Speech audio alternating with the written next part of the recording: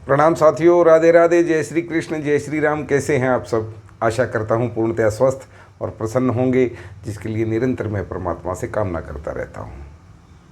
तो साथियों, एक बार फिर आपके सामने हाजिर हूँ, उपस्थित हूँ, आपकी और मेरी बातें लेकर।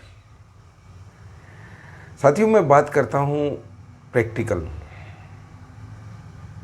जो आपके जीवन में, जो मेरे जीवन में घटता है, उन्हीं बातों पे हम बात करते हैं। मैं कोई साधु सन्यासी, कोई बहुत बड़ा धर्म गुरु नहीं हूँ। मैं सदैव कहता हूँ, प्रैक्टिकल बातें करो यार। हम थोड़े पढ़े लिखे इंसान हैं, ऐसा नहीं है कि बहुत हम एडवांस्ड हैं, लेकिन हम धर्म को मानने वाले लोग भी हैं, हम परमात्मा को मानने वाले लोग भी हैं। बहुत एडवांस होकर तो आदमी पता नहीं क्या क्या बन जाता है। हम उनमें से नहीं हैं। हमें सामंजस्य बिठाना है परिवार में, हमें सामंजस्य बिठाना है ज्ञान में, हमें सामंजस्य बिठाना है समाज में, और उसी के साथ हमें जीवन यापन करना है, और इसी मार्ग का पालन करते हुए हमें आगे बढ़ना है। तो साथियों, ज्ञान की बातें तो बहुत करते हैं, थोड़ी अज्ञान की बातें करें आज। देखिए, ज्ञान की बात तो सर्वोपरि है। ज्ञान जरूरी है, ज्ञान होना चाहिए। और ज्ञान के लिए तो इतना पिछले दिनों बवंडर मचा के सबने कोई ना कोई गुरु बना लिए, तथाकथित धर्म गुरु। होना चाहिए, जीवन में धर्म गुरु का होना आवश्यक है, ज्ञान का होना आवश्यक है। ज्ञान के बिना क्या है? बहुत पुराने हम श्लोक पढ़ते थे, ये शाम न विद्या न तपो न दानम न ज्ञानम न शीलम न गुणो न धर्म ते मृत्युलोके भुवि भार भूतः मनुष्य रूपेण मृगाश्चरन्ति। है ना? जिसका अर्थ होता है, ये शाम न विद्या, जिसके पास विद्या नहीं है, ये शाम न विद्या न तपो न दानम, न तप है न दान है, न ज्ञानम न शीलम, न ज्ञान है न शील स्वभाव में हमने अर्जित किया है, कोई गुण नहीं है, किसी धर्म का आप पालन नहीं करते हो, तो वो इस पृथ्वी पर भार स्वरूप हैं और मनुष्य के रूप में भी मृगाश्चरन्ति, यानी पशुओं जैसा आचरण करते हुए घूमते हैं। ये सत्य है, एक एक शब्द इसका सत्य है। लेकिन दोस्तों, गुणों, ज्ञान और विवेक में एक सामंजस्य बड़ा जरूरी है। सामंजस्य ना हो तो बहुत गड़बड़ हो जाती है, कई बार मामला उल्टा पड़ जाता है ना? जैसे हमने बहुत सारे गुरु बना लिए और अंध भक्त हो गए, आंख मूंदी और सारी बात मान ली। भेड़ चाल, भेड़ चाल, बड़े बड़े विचित्र काम करते मैंने लोगों को देखा है कि हाँ, गुरुजी ने ऐसा कहा। अरे गुरुजी के कहने का भाव तो तुम पहले समझ लो। गुरुजी ने कह दिया तो कह दिया, बताओ, बहुत गड़बड़ हो जाती है। ऐसी एक कहानी मैं आज आपको सुनाता हूँ, उससे शायद आपकी समझ में आए कि हम क्या गलत कर रहे हैं, क्या सही कर रहे हैं। अपने विवेक का इस्तेमाल जरूर करें। शिक्षक, गुरु, टीचर, वो जो आपको पढ़ा रहा है, वो पढ़ा रहा है जो उसने पढ़ा है, अथवा वो अपने जीवन का अनुभव आपके साथ शेयर कर सकते हैं। लेकिन अनुभव तो सबके अलग अलग होते हैं, विवेक सबका अलग लेवल का होता है। इंग्लिश में वो क्या बोलते हैं, IQ लेवल, है ना, इंटेलिजेंस क्वोशिएंट। सॉरी, मेरी अंग्रेजी बहुत कमज़ोर है, कपिल शर्मा से भी अच्छी है, सच बता रहा हूँ। मजाक कर रहा हूँ। तो दोस्तों, एक कथा सुनाता हूँ आपको, बहुत आनंद आएगा, लेकिन ज्ञान मिलेगा। एक संत थे, उनके एक शिष्य हुए। अब गुरुजी अपने अनुभव सुनाते थे, तरह तरह की पौराणिक कथाएं सुनाते थे और साथ में ज्ञान भी देते थे। यही पद्धति होती है। तो उन्होंने बड़ी बार कहा कि देखो, सब जीवों में भगवान है, सब में भगवान को ही देखो, वही अनेकों रूप धर के लीला करता है। हम भी सुनते हैं, मैं भी कहता हूँ, अनेकों रूप धर के वो लीला करता है। आप में भी भगवान है, मुझ में भी वही विराजमान है। सब जीवों में भगवान ने अपना स्वयं ही रूप ये सारा सृष्टि में ले रखा है। और इसके उदाहरण भी मिलते हैं हमें। परम पूजनीय संत नामदेव जी, जिन्होंने श्वान में भगवान को देखा, कुत्ते के स्वरूप में भी भगवान को देखा और दर्शन पाए। भूत में भगवान को देखा, दर्शन पाए। लेकिन विवेक तो कहीं मायने रखता है ना।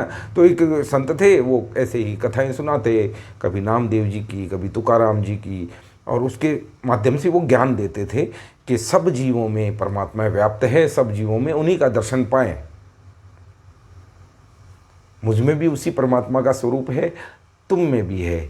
और यदि कोई जानवर हमारे सामने आता है तो वहाँ भी जीव रूप में जो बैठे हैं वो तो परमात्मा ही है।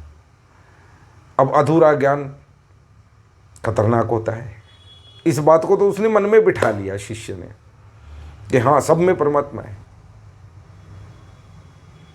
विवेक का इस्तेमाल करना भूल गए।